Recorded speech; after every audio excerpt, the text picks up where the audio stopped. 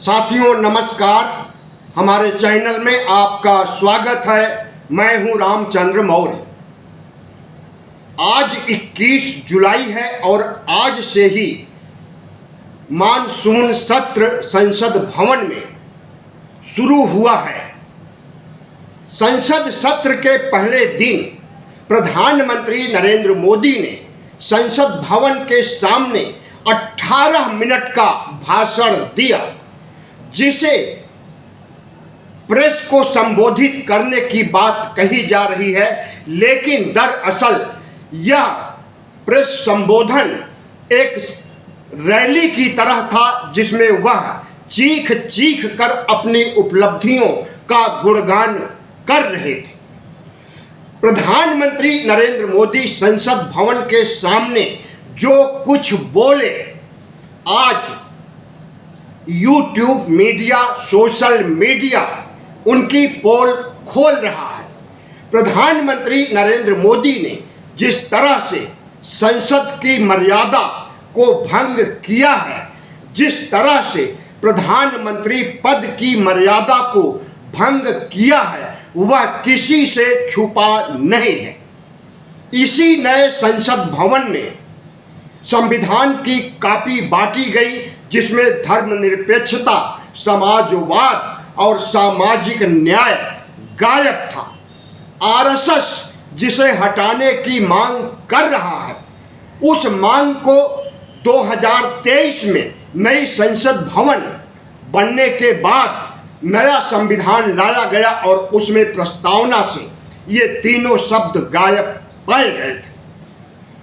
तो प्रधानमंत्री नरेंद्र मोदी के राज में संसद भवन की गरिमा, प्रधानमंत्री पद की गरिमा कितना तार तार हुई है, इसके और भी उदाहरण हैं। संसद को लोकतंत्र का मंदिर कहा जाता है, लेकिन अगर इसे राजतंत्र के प्रतीकों से जोड़ दिया जाए और राजतंत्र के प्रतीकों को ला करके यहाँ स्थापित कर दिया जाए, तो प्रधानमंत्री नरेंद्र मोदी और आरएसएस की विचारधारा चरितार्थ साबित होते हुए दिखाई देती है। जी हाँ, इसी संसद भवन में, नए संसद भवन में सिंबल स्थापित किया गया है और वह सिंबल राजतंत्र का प्रतीक है, जिसे लोकतंत्र के मंदिर में स्थापित किया है।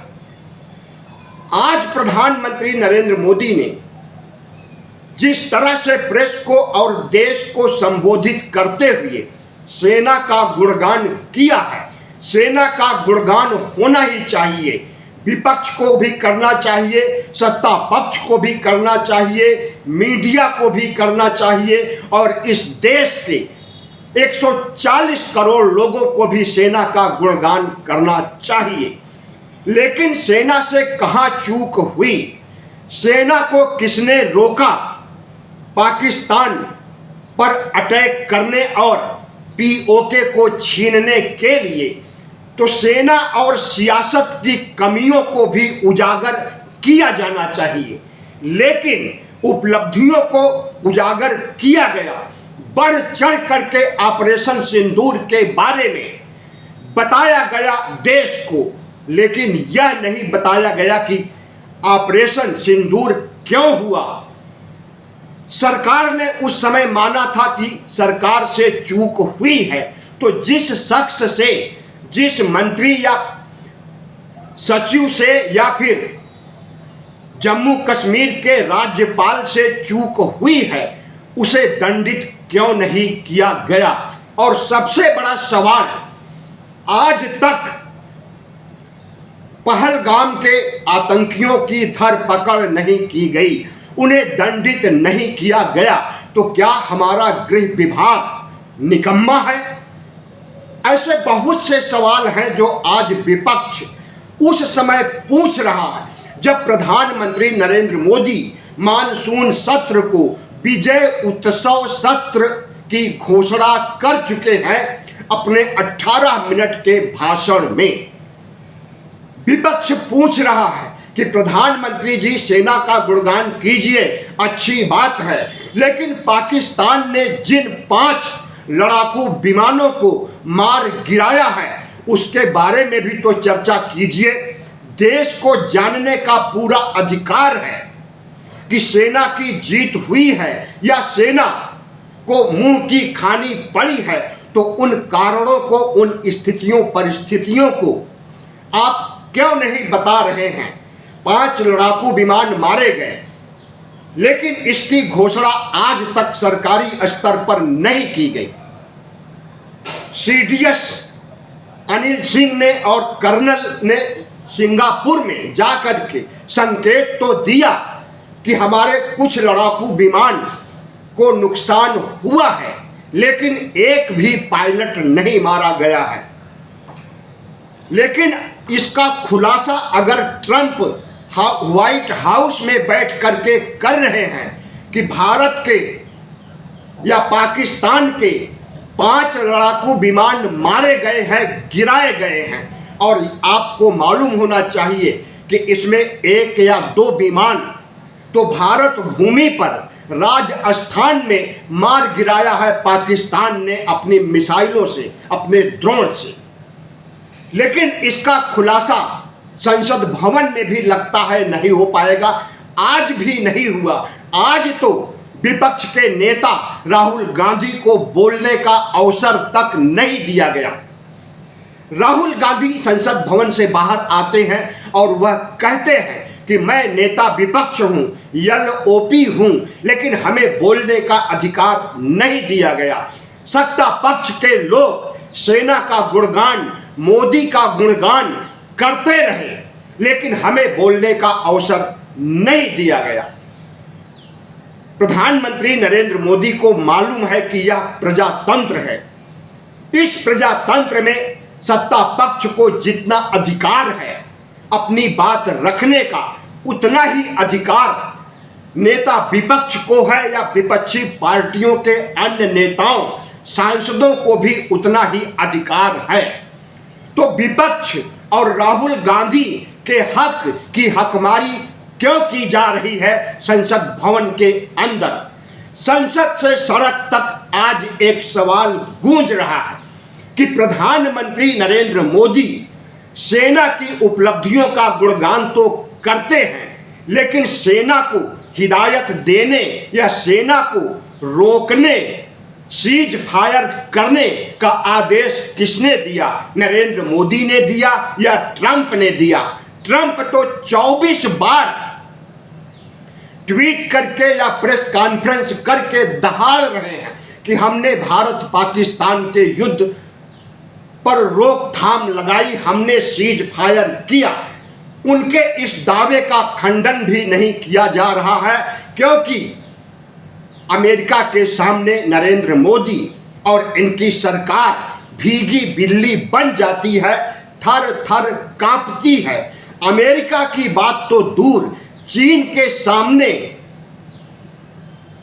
प्रधानमंत्री नरेंद्र मोदी लाल आंखें और 56 इंच का सीना नहीं दिखा सकते हैं। जिस तरह से चीन ने सीमा पर भारत क्षेत्र पर कब्जा कर लिया, वहां गांव बसाया है, एयर बेस बनाया है, एयरफोर्स की कॉलोनी बनाई है, लेकिन उन सैकड़ों किलोमीटर को छुड़वाने के लिए चीन के चंगुल से क्या कोई सार्थक प्रयास हो रहा है? और अगर विपक्ष इस पर प्रश्न पूछना चाहता है तो विपक्ष को अवसर नहीं दिया जा रहा है बोलने के लिए। प्रधानमंत्री नरेंद्र मोदी जब से सत्ता में आए हैं तभी से वह लोकसभा, राज्यसभा, प्रधानमंत्री पद और की गरिमा को तार तार कर रहे हैं। संविधान में प्रावधान है कि लोकसभा अध्यक्ष सत्ता पक्ष का बनेगा और लोकसभा का उपाध्यक्ष विपक्ष से बनेगा। जो सबसे बड़ी पार्टी होगी वह अपनी मर्जी से उपाध्यक्ष की नियुक्ति करेगा कि किसे भेजा जाना चाहिए। लेकिन 2014 से अध्यक्ष की नियुक्ति तो हो जाती है नरेंद्र मोदी और शाह के चाहने से, लेकिन उपाध्यक्ष पद पर कभी भी बहाली नहीं हुई और आज भी मानसून सत्र में भी लोकसभा का उपाध्यक्ष कोई नहीं है। नेता प्रतिपक्ष राहुल गांधी जरूर हैं, लेकिन उपाध्यक्ष का भी एक बड़ा संवैधानिक पद होता है। इस पद को कैसे हड़प गए नरेंद्र मोदी? क्या नरेंद्र मोदी संविधान से बड़े हो गए हैं? मानसून सत्र को विजय उत्सव सत्र का तमगा देने वाले नरेंद्र मोदी संसद के बाहर तो 18 मिनट दहाड़ते हैं और अपनी उपलब्धियों की जिक्र करते हैं, लेकिन संसद भवन के अंदर, लोकसभा राज्यसभा के अंदर नरेंद्र मोदी ने 1 मिनट का भी भाषण नहीं दिया या विपक्ष के सवालों का उत्तर नहीं दिया। तो प्रधानमंत्री नरेंद्र मोदी भारतीय जनता पार्टी और आरएसएस सवालों से बचना चाहते हैं। सवाल इतने तीखे और कड़वे हैं कि उसका जवाब भी नरेंद्र मोदी और मोहन भागवत और कोई भी भारतीय जनता पार्टी का नेता नहीं दे सकता है, क्योंकि जिस नीतियों पर देश चल रहा है, जिस तरह से हमारी विदेश नीति कूटनीति की दुर्दशा हो गई है, जिस तरह से चुनाव आयोग खुल्ला लूट मचाए हैं, हरियाणा महाराष्ट्र से लेकर और अब बिहार में लूट मचाने के लिए भूमिका तैयार कर रहा है, इससे संबंधित सवाल पूछे जाएंगे तो नरेंद्र मोदी की सरकार इसका उत्तर नहीं दे सकती। जिस तरह से एजेंसियों को अपने कब्जे में लेकर एजेंसियों को विपक्ष को खत्म करने की सुपारी दी जाती है, उससे संबंधित भी कोई सवाल नहीं पूछा जा सकता है। नरेंद्र मोदी के शासनकाल में हमारा सवाल है कि 5 लड़ाकू विमान मारे गए, क्या 5 से ज्यादा मारे गए या किन परिस्थितियों में मारे गए? आप तो कहते हैं कि एक भी पायलट की मौत नहीं हुई है, पायलट बच गए हैं लेकिन विमान नहीं बचे हैं, तो इसे क्यों छुपाया गया देश से? दूसरा सवाल है, पहलगाम के आतंकियों की धरपकड़ क्यों नहीं की गई और पहलगाम में जिस तरह से सुरक्षा चूक हुई है उसके लिए जिम्मेदार कश्मीर के राज्यपाल या फिर भारत के गृह मंत्री या सचिव, किसी को भी दंडित क्यों नहीं दिया गया? किसी का ट्रांसफर या इस्तीफा क्यों नहीं लिया गया? अगला सवाल है, लोकतंत्र के मंदिर में राजतंत्र की क्या जरूरत है? राजतंत्र का प्रतीक सिंबल अगर संसद भवन में रखा गया है और रखा रहेगा तो यही सवाल उठेगा कि क्या प्रधानमंत्री नरेंद्र मोदी लोकतंत्र के मंदिर को राजतंत्र का महल के रूप में तब्दील किए हैं और इसी से उनकी असली मानसिकता आरएसएस का एजेंडा समझ में आता है कि प्रधानमंत्री नरेंद्र मोदी इस लोकतंत्रात्मक गणराज्य भारत को राजतंत्र में तब्दील करना चाहते हैं, हिंदू राष्ट्र बनाना चाहते हैं, संविधान हटाना चाहते हैं। राहुल गांधी नेता विपक्ष को इज्जत क्यों नहीं दी जा रही है? उन जो सम्मान के हकदार हैं, जिस तरह से वह देश की आवाज को उठाना चाहते हैं संसद भवन में, उसकी अनुमति उन्हें क्यों नहीं दी जा रही है? तो क्या यह संविधान का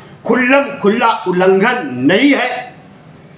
प्रधानमंत्री नरेंद्र मोदी राष्ट्रवाद का कार्ड लोकसभा के सामने खेल रहे हैं और उनके सांसद और लोकसभा अध्यक्ष, राज्यसभा के सभापति जगदीप धनखड़ अगर विजय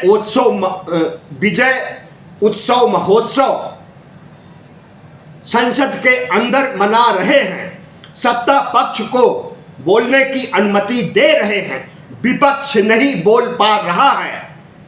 तो क्या सच्चा लोकतंत्र यही है कि विपक्ष की आवाज को दबा दिया जाए, विपक्ष का गला दबा दिया जाए? प्रधानमंत्री नरेंद्र मोदी, लोकसभा अध्यक्ष और राष्ट्रपति उपराष्ट्रपति से हमारी वह अपील है कि जिस तरह से 2014 के पहले 1952 से 2014 तक जिस तरह से मर्यादा कायम की गई थी लोकसभा की, राज्यसभा की, प्रधानमंत्री पद की, उसे फिर से बहाल किया जाए। प्रधानमंत्री नरेंद्र मोदी की तानाशाही अहंकारी प्रवृत्ति पर रोक लगाने के लिए सुप्रीम कोर्ट को संज्ञान लेना चाहिए, क्योंकि प्रधानमंत्री जो कुछ कर रहे हैं उससे संविधान की अवहेलना हो रही है, संविधान तार तार हो रहा है और संविधान की समीक्षा, संविधान का रखरखाव, संविधान का देखभाल और संविधान की रक्षा करना सुप्रीम कोर्ट का मौलिक अधिकार है। तो संविधान की रक्षा के लिए प्रधानमंत्री नरेंद्र मोदी की गलत नीतियों पर अंकुश लगाने का काम सुप्रीम कोर्ट को करना चाहिए। प्रधानमंत्री नरेंद्र मोदी ने जिस तरह से मानसून सत्र को संबोधित किया 18 मिनट तक और लोकसभा में कोई एक शब्द नहीं बोले और आने वाले 23 जुलाई को यानी परसों वह विदेश यात्रा पर निकल जाएंगे। हफ्ते भर से कम तो इनकी विदेश यात्रा होती भी नहीं है और तब तक संसद में कौन सा बवाल मचेगा, किस तरह का घमासान होगा, यह तो पूरे एक महीने तक देखा जाएगा, 21 जुलाई से 21 अगस्त तक। लेकिन हम इतना जरूर कहना चाहते हैं कि विपक्ष को उसकी बात रहने का अधिकार दिया जाना चाहिए।